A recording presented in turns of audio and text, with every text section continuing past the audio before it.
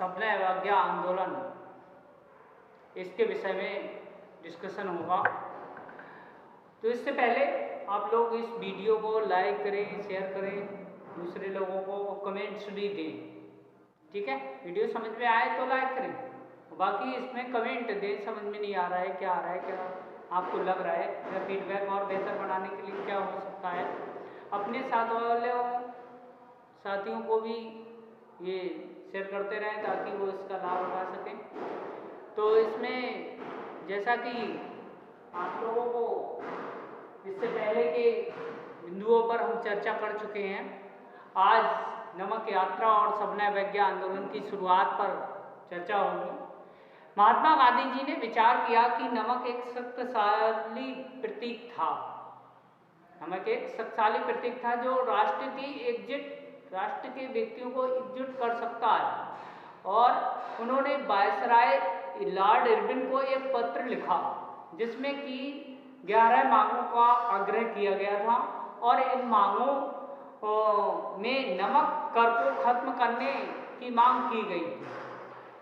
नमक पर कर और इसके उत्पादन पर सरकार का जो एकाधिकार बना हुआ था, गांधी जी ने ब्रिटिश शासन का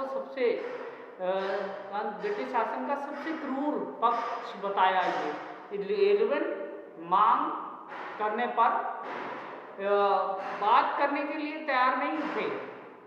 गांधी जी ने आंदोलन की शुरुआत करने का निर्णय ले लिया, क्योंकि था क्या, समुद्र के तट के जो समीपस्थ क्षेत्र थे, उन जहाँ पर नमक बनाया जा सकता है, तो ऐसे क्षेत्रों पर को प्रतिबंधित कर दिया था। वहाँ के स्थानीय लोगों को भी वहाँ का अपना जो व्यवसाय था नमक तैयार करने का, उस पर भी एकाधिकार अंग्रेजों ने जमा रखा था।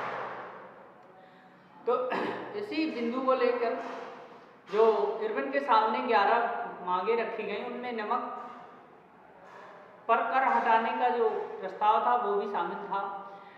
सविनय अवज्ञा आंदोलन, गांधी जी ने 12 मार्च इसी के तहत 12 मार्च 1930 को अपने 78 अनुयायियों के साथ में गुजरात के तटीय जो शहर है दांडी के लिए साबरमती आश्रम से अपनी यात्रा शुरू कर दी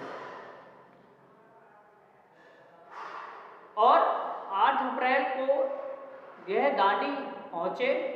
उन्होंने नमक कानून को औपचारिक रूप से उसका उल्लंघन किया और समुद्र से पानी लाकर, समुद्र का पानी लेकर उबाल कर उससे नमक बनाना शुरू कर दिया और इस प्रकार से सविनय अवज्ञा आंदोलन की शुरुआत हुई, जिसके अंतर्गत विदेशी कपड़ों का बहिष्कार करना, शराब की दुकानों पर उनका विरोध करना, किसानों ने राजस्व और चौकीदारी का कर देने से इनकार कर दिया, गांव के अधिकारियों को ने इस्तीफा दे दिया।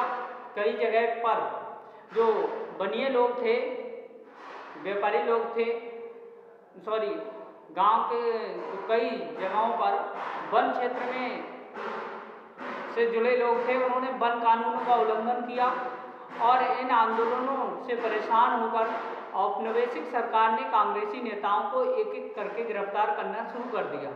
सविनय अवज्ञा आंदोलन का मतलब ये था सेंसिटिविटी कि हम अंग्रेजी सरकार का विनय सहित उल्लंघन करेंगे, उनकी आज्ञा का उल्लंघन करेंगे, तो विनयपूर्वक।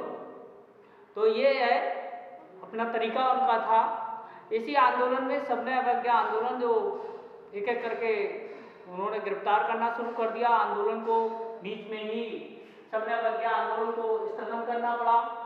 तो इसके तहत फिर क्या हुआ कि इस आंदोलन को बंद करने के लिए सत्याग्रहियों पर जो हमला किया गया और महिलाओं बच्चों को पीटा गया अंग्रेजी सरकार के द्वारा, करीब 1 लाख लोगों को गिरफ्तार भी किया गया, जिसमें से एक प्रमुख नेता अब्दुल गफ्फार खां, जिनको सीमांत गांधी की संज्ञा दी जाती है, को वर्ष 1930 में गिरफ्तार कर लिया गया और कई शहरों में हिंसक घटनाओं की सूचना भी प्राप्त हुई।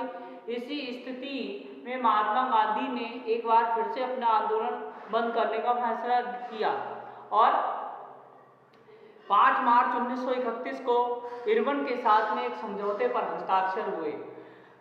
सविनय अवज्ञा आंदोलन की जो पुनः स्थापना थी बाद में पुनः स्थापना या शुरुआत की गई। इसमें 19 दिसंबर 1931 को गोलमेज सम्मेलन में जो गांधी जी लंदन में गए, लेकिन इस सम्मेलन से कोई लाभ नहीं हुआ। वे निराश होकर भारत वापस लौटे और उन्होंने पाया कि कांग्रेस को अवैध घोषित कर दिया गया। अब्दुल गफार खां को और जवाहरलाल नेहरू को, दोनों को जेल में थे ये, और इसी लिए महात्मा गांधी ने सबने अवज्ञा आंदोलन को फिर पुनः शुरुआत करने का डिसीजन लिया, निर्णय किया, और इस आंदोलन के एक वर्ष के लिए जारी रखा गया। लेकिन वर्ष 1934 में ये आंदोलन का प्रभाव कम हो गया।